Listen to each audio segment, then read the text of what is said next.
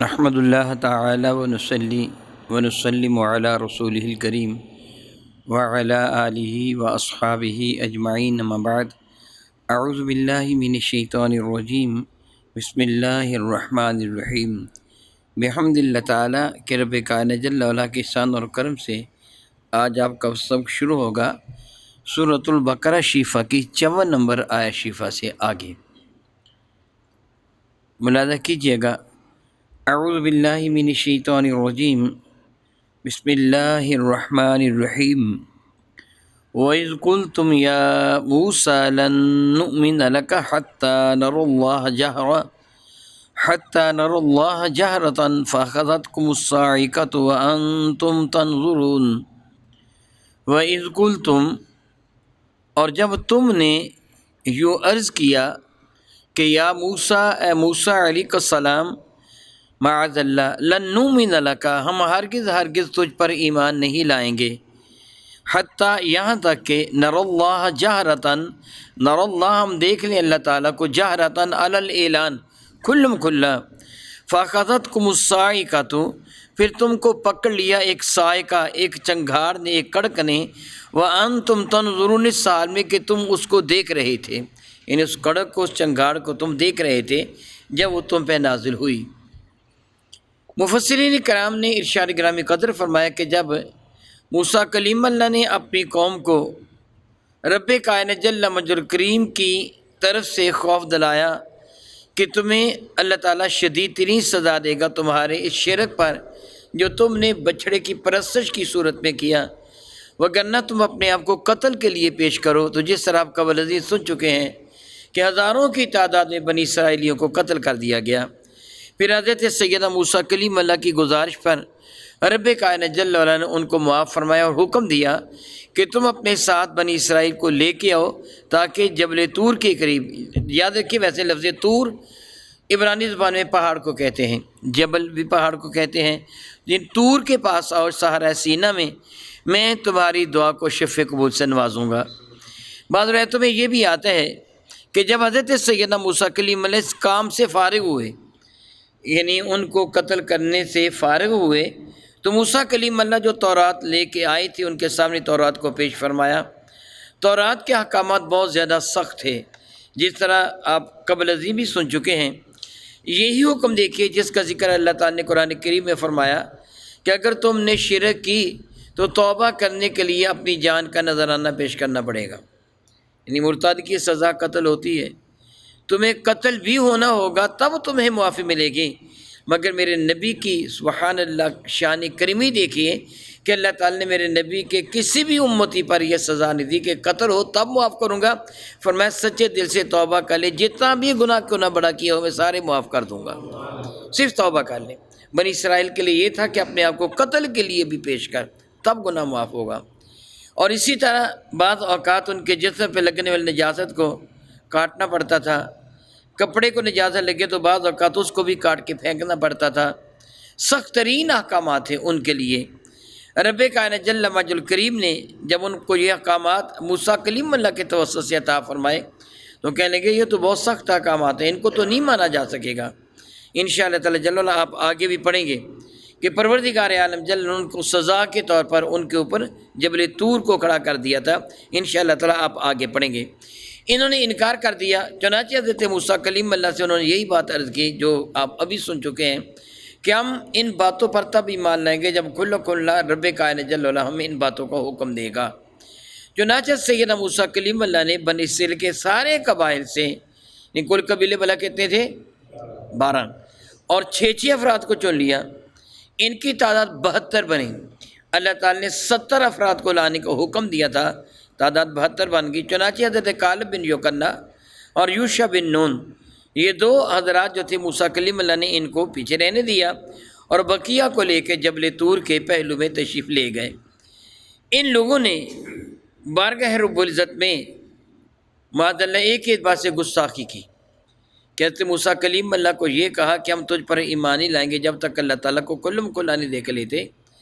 تو ہم معاذ اللہ معمولی حقیر بندے رب کائنات کو کھلم کھلا دیکھ سکتے ہیں؟ بنا ہماری جرت، ہماری طاقت، ہماری اوقات کیا ہے کہ اللہ تعالیٰ کی تو دیکھنا درکنار اللہ تعالیٰ ہم سے کلام بھی فرمائے، وہ تو براہ راست ہم سے کلام بھی نہیں فرماتا، تو انبیاء کے ذریعے، انبیاء سے براہ راست سے فرماتا، جبریل امین کے ذریعے سے کلام فرماتا ہے، تو اللہ رب العزت جل وعلا کو دیکھا نہیں جا سکتا۔ رب کائنات جل حکیم نے موسیٰ کلیم اللہ کی گزارش پر ان کو بلوا لیا، تو جب رب کائنات جل وعلا کی جانب سے تجلیات الہیہ کا معمولی سا ایک ظہور ہوا تو یہ سارے کے سارے جل کر خاک سیاہ ہو گئے۔ جہاں جہاں یہ بندے کھڑے تھے وہاں مٹی کی طرح خاک کی ڈھیریاں لگ گئیں۔ انسان نہیں تھے، جلے ہوئے بدن، وہ جلے ہوئے بدن بھی نہیں تھے بلکہ یوں کہ ایک خاک بنی ہوئی تھی۔ انتہا درجہ جو جل جانے کا ہوتا ہے کہ انسان معاذ اللہ تعالیٰ ویسے تو آگ میں یوں نہیں جلتا بلکہ گوشت سڑتا ہے ایسا ایسا، لیکن ایک لمحہ میں یہ صورتحال ہو گئی کہ وہاں خاک کی ڈھیریاں بن گئی۔ سیدنا موسیٰ کلیم اللہ بھی بے ہوش ہو گئے، اور جب ہوش میں آئے تو دیکھا کہ سارے ساتھی جہاں جہاں موجود تھے وہ خاک کی ڈھیریاں بنی ہوئی تھیں۔ تو آپ نے بارگاہ رب العزت میں تضرع کی، آہوزاری کی، روئے کہ اللہ تعالیٰ جل وعلا بنی اسرائیل والے پہلے ہی میری وجہ سے کافی پریشان ہیں، میری ولادت نہ ہوئی تھی کہ فرعون لعین نے بنی اسرائیل کے بچوں کو قتل کروایا۔ مولا تعالیٰ جل وعلا پھر میں بنی اسرائیل کو ساتھ لے کے نکلا، ان سے کوتاہی غلطی ہوئی، گائے کی پرستش شروع کر دی انہوں نے، اور ہزاروں کی تعداد میں ان کو قتل کر دیا گیا۔ مولا تعالیٰ اب جو 70 افراد میں ان قوم کے چنے ہوئے افراد جو تھے، جو انہوں نے منتخب کر کے بھیجے تھے، لے کے آیا، یہ بھی سارے ہلاک ہو گئے۔ مولا تعالیٰ بنی اسرائیل والے مجھے کیا کہیں گے کہ اے موسیٰ تو ہلاکت کے لیے ہی آیا ہے کہ تیری وجہ سے ہمیں نقصان ہی نقصان ہوتا ہے؟ تو اے اللہ تعالیٰ جل وعلا تو چاہتا اس کو پہلے ان کو ہلاک کر دیتا، یا پھر مجھے بھی ان کے ساتھ ہی تو موت سے ہمکنار کر دیتا۔ رب کائنات موسیٰ کلیم اللہ کی دعا کو شرف قبول سے نوازا، ان سب کو اثر نو زندگی عطا فرما دے۔ ایک جگہ اسی چیز کا ذکر ہے۔ رب ذوالجلال فرماتے ہیں وَإِذْ قُلْتُمْ يَا مُوسَىٰ لَن نُّؤْمِنَ لَكَ وَإِذْ قُلْتُمْ، جب تم نے کہا یا موسیٰ، اے موسیٰ، لن نؤمن لک، لام اور نون تاکید کے لیے آتا ہے، ہم ہرگز ہرگز تجھ پر ایمان نہ لائیں گے، حتیٰ نر اللہ جہرتاً، حتیٰ یہاں تک کہ نر اللہ، ہم دیکھ لیں اللہ تعالیٰ کو جہرتاً اعلانیہ کل مکلا، فاخذتکم الصاعقۃ، تو اس گستاخی پر تم کو ایک صاعقہ، ایک چنگار نے، ایک کڑک نے پکڑ لیا، وانتم تنظرون، اور تم اس کا نظارہ کر رہے تھے۔ ثم بعثناکم من بعد موتکم، پھر ہم نے تم کو زندگی عطا فرما دی، ثم پھر بعثناکم، ہم نے مبعوث فرما دیا تم کو، یعنی زندگی عطا فرما دی تم کو، من بعد، بعد موتکم، تمہارے مر جانے کے، یعنی تم مر گئے تھے۔ موسیٰ کلیم اللہ کی دعا کے صدقہ سے ہم نے تمہیں اثر نو زندگی کی بھیک عطا فرما دی۔ کیوں؟ لعلکم تشکرون، تاکہ تم ہمارے شکر گزار بندے بنو، کہ تم ہمارا شکر ادا کرو۔ رب کائنات جل وعلا کو یہ بات بہت ہی پسند ہے، یہ بات بہت ہی پسند ہے کہ بندہ اپنے رب کا شکر ادا کرے۔ اللہ رب العزت جل وعلا فرماتا ہے اعملوا آل داؤد شکرا وقلیل من عبادی الشکور، اعملوا آل داؤد شکرا، اے آل داؤد شکر کرنا اپنی عادت بنا لو، وقلیل من عبادی الشکور، میرے بندوں میں بہت کم ہے جو میرا شکر ادا کرتے ہیں۔ ہمیں ہر حال میں اپنے رب کا شکر ادا کرنا چاہیے، ہر حال میں رب کا شکر ادا کرنا چاہیے، بالخصوص کہ رب کائنات نے ہمیں ایمان کی دولت عطا فرمائی، اور یہ جو ہم نماز ادا کرتے ہیں یہ شکر نعمت کے طور پر ہی ادا کرتے ہیں کہ اللہ تعالیٰ تیرا ہم احسان مانتے ہیں، شکر مانتے ہیں کہ تو نے ہمیں یہ دولت ایمان عطا فرمائی ہے، اپنے محبوب مکرم شفیع معظم رحمت کا امتی بنا لیا۔ آج کی بات ہے، میں غالباً نماز عصر یا مغرب پڑھا کے باہر نکل رہا تھا تو ایک عجب سا خیال آیا، بہت سے دوست مجھے ملے، الحمدللہ ملتے ہیں، سلام لیتے ہیں، میرے ساتھ ہاتھ ملاتے ہیں۔ مجھے عجب خیال آیا کہ واہ مولا تعالیٰ جل وعلا تو کتنا کریم ہے، ہمیں مسلمان بنا کر تو نے کتنا احسان کیا، نماز کی دولت عطا فرمائی، ایک دن میں 5 مرتبہ ہماری آپس میں ملاقات ہو جاتی ہے، ٹھیک ہے نا۔ وہ مجھے مل کے جا رہے تھے، میرے دل میں ایک خیال آیا، ماشاء اللہ اسلام کتنا پیارا مذہب ہے، ایک دن میں 5 مرتبہ ہماری ملاقات ہو جاتی ہے۔ اگر ہم نماز نہ پڑھتے ہماری آپس میں کبھی ملاقات ہوتی؟ سارے کام کاج پہ لگے ہوتے، جوتے ہوتے، صبح سے لے کے شام تک اپنے گھروں میں بیٹھے ہوتے۔ الحمدللہ تعالیٰ مولا تعالیٰ تیرا کتنا کرم ہے، تو نے ملاقات کا بہانہ بنا دیا، ہمارے ہاتھ منہ بھی دلوا دیے، ایک دن میں 5 مرتبہ ہم وضو کرتے ہیں، الحمدللہ رب العالمین ثم الحمدللہ رب العالمین، پھر نماز پڑھتے ہیں، آپس میں ملتے ہیں، ملاقات ہو جاتی ہے، محبتوں میں اضافہ ہو جاتا ہے، پیار میں اضافہ ہو جاتا ہے۔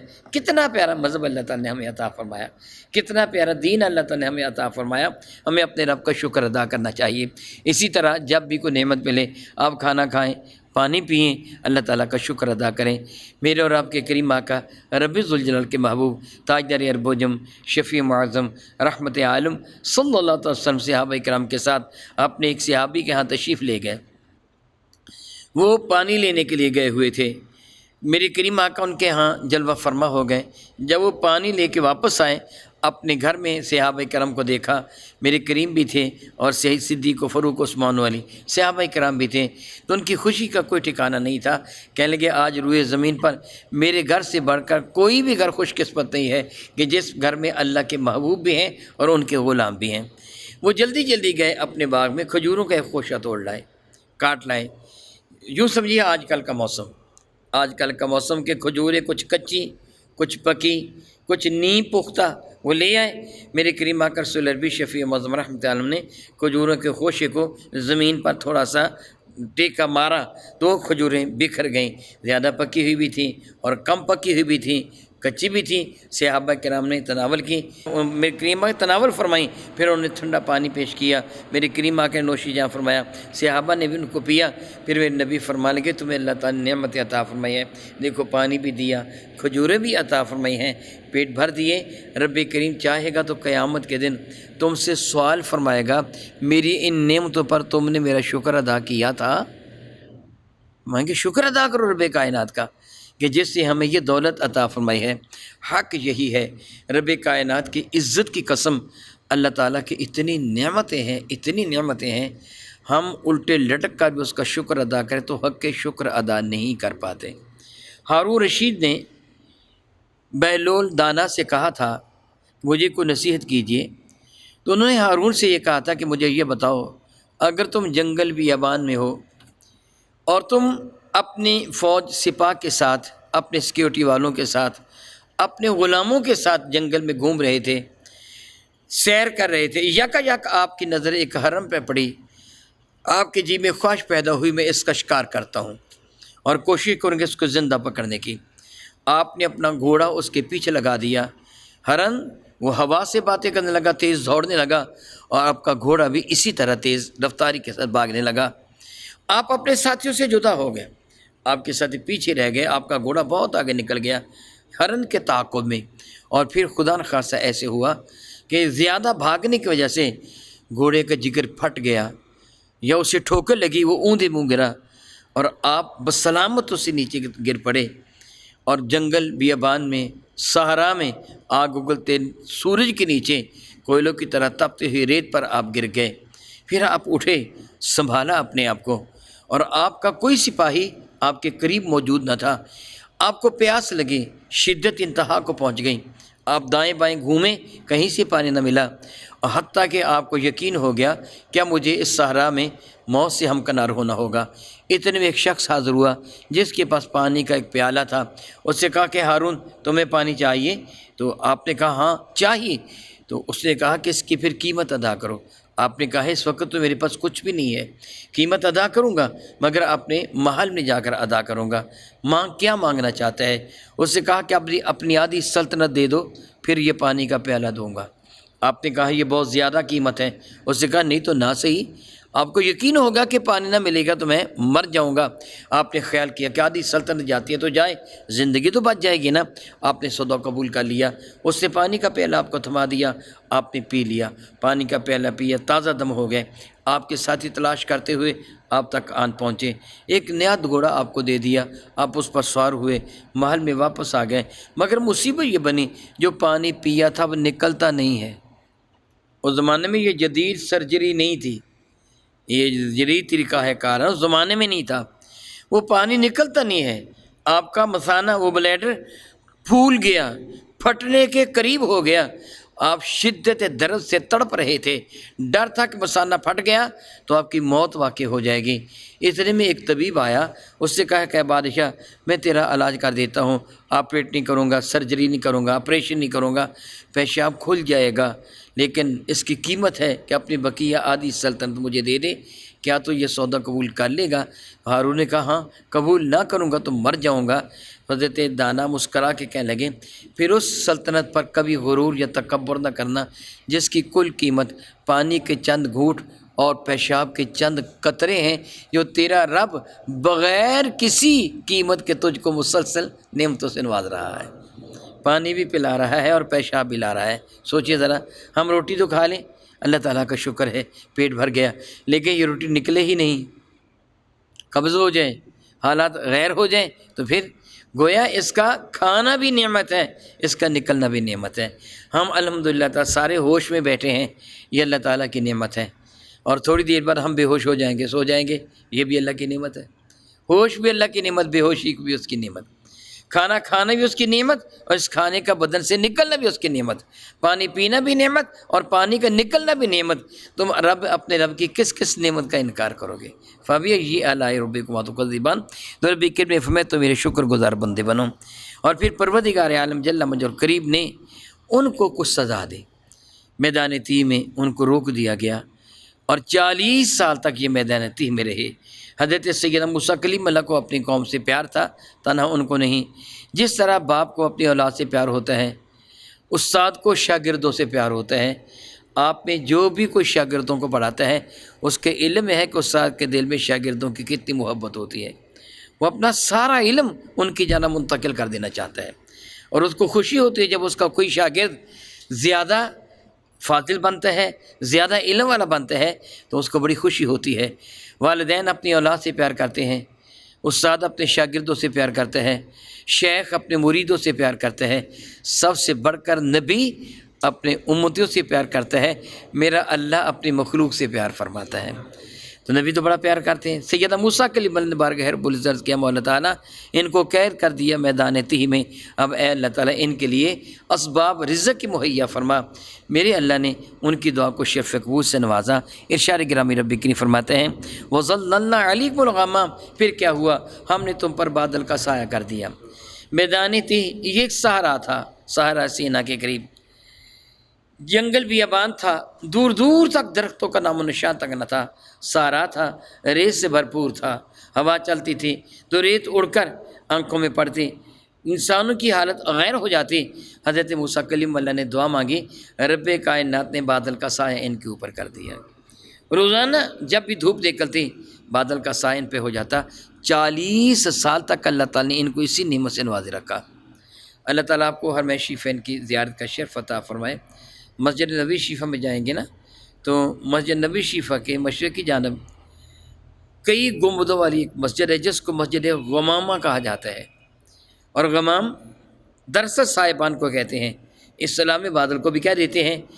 اس مسجد غمامہ کی جگہ پر میرے کریم نماز عید ادا فرمایا کرتے تھے، اور بوقت عید شامیانہ نہیں لگتا تھا، میرے کریم آ کر صحابہ پر بادل سایہ کیا کرتا تھا، یعنی بادل سایہ کیے رکھتا تھا جب تک نماز عید آپ ادا فرماتے تھے۔ تو موسیٰ کلیم اللہ کی قوم کے لیے اللہ تعالیٰ فرماتا ہے وَظَلَّلْنَا عَلَيْكُمُ الْغَمَامَ، ہم نے تم پر سائبان بنا دیا اس کا بادل کا، وَأَنزَلْنَا عَلَيْكُمُ الْمَنَّ وَالسَّلْوَىٰ، اور ہم نے تم پر من اور سلوہ نازل فرمایا۔ منن کا لفظی معنی احسان ہوتا ہے، جیسا لقد من اللہ علی المؤمنین اذ بعث فیہم رسولا، یعنی من لفظی معنی اس کا ہوتا ہے احسان۔ اللہ تعالیٰ نے بڑا احسان فرمایا کہ تمہیں کھانا عطا فرمایا آسمان کی جانب سے۔ من کہا جاتا ہے کہ ایک شیرینی تھی، میٹھی شے تھی، سویٹ ڈش تھی۔ وہ کیا تھا حقیقت سے اللہ واقف ہے۔ وہ سلوہ، اور سلوہ ایک نمکین ڈش تھی، وہ بٹیر تھے، کیا تھے کیا نہیں تھے اللہ تعالیٰ جل وعلا جانتے ہیں، وہی جانتے ہیں۔ مفسرین کہ ہم نے بڑی گفتگو فرمائی ہے، وہ ترنجبین تھی، وہ فلاں شے تھی، وہ فلاں شے تھی، بس اتنا ہی کافی ہے، میرا اللہ جانتا ہے وہ کیا تھا۔ وہ جو سلوہ وہ کیا تھا میرا اللہ جانتا ہے۔ بہرحال یہ ہے کہ سلوہ نمکین ڈش تھی اور من ایک سویٹ ڈش تھی، اللہ تعالیٰ نے یہ ان کو عطا فرما دیے۔ 40 سال بغیر مشقت کے اللہ تعالیٰ نے ان کو یہ رزق عطا فرما دیا۔ ارشاد گرامی قدر فرماتے ہیں ہم نے فرمایا کلوا من طیبات، کھاؤ پاکیزہ چیزوں سے، ما رزقناکم، جو ہم نے تم کو عطا فرمائی ہیں۔ طیبات اور حلال میں فرق ہوتا ہے، طیب اور حلال میں فرق ہوتا ہے۔ حلال وہ چیز جس طرح آپ جانتے ہیں کہ جو ہم کھاتے ہیں، جو حلال اشیاء کھاتے ہیں۔ طیب کا معنی ہوتا ہے کہ ایسی شے کہ جس سے طبیعت گھن نہ کرے، طبیعت بے چین نہ ہو۔ میں اس کی مثال دے کے سمجھاؤں گا۔ منہ میں لقمہ روٹی کا لے کر دوبارہ باہر نکال لینا پھر کھا لینا حلال ہے کہ حرام؟ حلال ہے نا۔ اگر منہ سے ہم نے روٹی کا لقمہ نکال لیا دوبارہ منہ میں ڈال لیا، حلال ہے مگر طیب نہیں ہے، اس سے طبیعت کو گھن آتی ہے۔ اسی طرح آپ کھانا کھا رہے ہوں تو آپ کے سارے ہاتھ سالن سے آلودہ ہو جائیں، آپ کا انداز اس طرح کا کھانے کا ہو، معاذ اللہ تعالیٰ وہ کھانا حلال تو ہے مگر طیب نہیں رہا۔ جو شخص بھی آپ کے طرف دیکھے گا نا اسے گھن آئے گی۔ اسی طرح 2 روٹی کی حاجت ہے آپ کو، 3 روٹیاں کھا گئے، آپ کے پیٹ پہ نفخ پیدا ہو گیا، یہ اب طیب نہیں رہا، حلال تو تھا مگر طیب نہیں رہا۔ رب کائنات نے کتنا پیارا جملہ ارشاد فرمایا، وہ حلال بھی ہو اور طیب بھی ہو، اتنا کھاؤ جتنا ضرورت ہے، اور کھانا سلیقے کے ساتھ کھانا کھاؤ۔ آپ روٹی کو پکڑیں، چٹائی پہ رکھ کے زمین پہ رکھ کے کھانا شروع کر دیں، آپ نے کھایا تو حلال ہے، یہ چٹائی پلید تو نہیں ہے مگر عمل طیب نہیں رہ گیا، عمل طیب نہیں رہ گیا۔ اللہ تعالیٰ جل فرمائے کہ تم حلال کھاؤ اور طیب کھاؤ، سبحان اللہ، ما رزقناکم، جو ہم نے تم کو رزق عطا فرمایا۔ تو اللہ فرماتا ہے وما ظلمونا، پھر ہم نے تو ان پر ظلم نہیں کیا، ان کو حکم کیا دیا تھا کہ کیسا کھاؤ؟ طیب کھاؤ۔ کیا کھاؤ بھلا؟ اور طیب کتنا ہے؟ جتنی ضرورت ہے۔ ابھی میں نے مثال دی کہ 2 روٹی کی ضرورت ہے تو 2 ہی کھاؤ، 3 نہ کھاؤ، وگرنہ نفخ پیدا ہوگا اور طبیعت بے چین ہو جائے گی، یہ طیب نہیں رہ جائے گی۔ حلال تو ہوگی مگر طیب نہیں رہ جائے گی، اللہ عدل کے ہاتھ۔ اور یہ عمل میں اللہ سے معافی مانگتا ہوں، ہم عموماً شادی بیاہ کے موقع پر کرتے ہیں کہ وہ بوٹی پکڑی، تھوڑی سی کھائی، پھینک دی، دوسری پکڑ لی، کھایا تو ہم نے حلال ہے لیکن طیب نہیں کھایا، گناہ گار ہو گئے، اللہ کے حکم کی نافرمانی کی ہے ہم نے، بہت سارا کھانا ڈال دیا، کچھ کھایا کچھ برباد کر دیا، عمل فضول خرچی میں آ گیا، ناجائز اور حرام ہو گیا۔ ان لوگوں نے ایسے ہی کیا تھا۔ رب کائنات جل وعلا دونوں ٹائم عطا فرماتا تھا، دونوں وقت عطا فرماتا، اتنا عطا فرماتا تھا، اتنا عطا فرماتا تھا کہ بھوک باقی نہیں رہتی تھی، پیٹ بھر کے کھاتے تھے۔ ان کو حکم تھا کھا لینا، جمع نہ کرنا، حد سے تجاوز نہ کرنا، اور انہوں نے وہی کچھ کیا جس بات سے منع کیا گیا تھا۔ چنانچہ جب جمع کرنا انہوں نے شروع کر دیا، ہم رکھ لیتے ہیں تھوڑا سا اور رکھ لیتے ہیں، تو اس میں سڑن پیدا ہو گئی، وہ گل گیا، برباد ہو گیا، وہ معاذ اللہ تعالیٰ سے سڑ گیا، گل گیا۔ میری کریم آقا علیہ السلام کے ایک ارشاد گرامی قدر ہے، اگر بنی اسرائیل والے جمع نہ کرتے تو قیامت تک کبھی گوشت نہ سڑتا، کھانا نہ سڑتا۔ ان کی وجہ سے یہ چیز گویا بطور سزا اللہ تعالیٰ کو دی، اور پھر من اور سلوہ آنا بند ہو گیا۔ یہ جو انہوں نے زیادتی کی تھی، اللہ تعالیٰ فرماتے ہیں وما ظلمونا، یہ زیادتی ہم نے ان پہ نہیں کی تھی، ولیکن کانوا انفسہم یظلمون، یہ ظلم خود انہوں نے اپنی جانوں پر کیا تھا۔ ہم نے جو فرمایا تھا جتنا جی چاہے کھا لو، پیٹ بھر کے کھا لو، پھر جمع کرنے کی ضرورت کیا تھی؟ ان بے وقوفوں نے حد سے تجاوز کیا، ضرورت سے زیادہ کھایا اور جمع بھی کیا، چنانچہ ہم نے من اور سلوہ کی نعمت کو ان سے چھین لیا۔ یہ زیادتی ہم نے نہیں کی، ظلم خود انہوں نے اپنی جانوں پر کیا۔ او کما قال اللہ تبارک و تعالی، واللہ تعالی اعلم باسرار کتابہ۔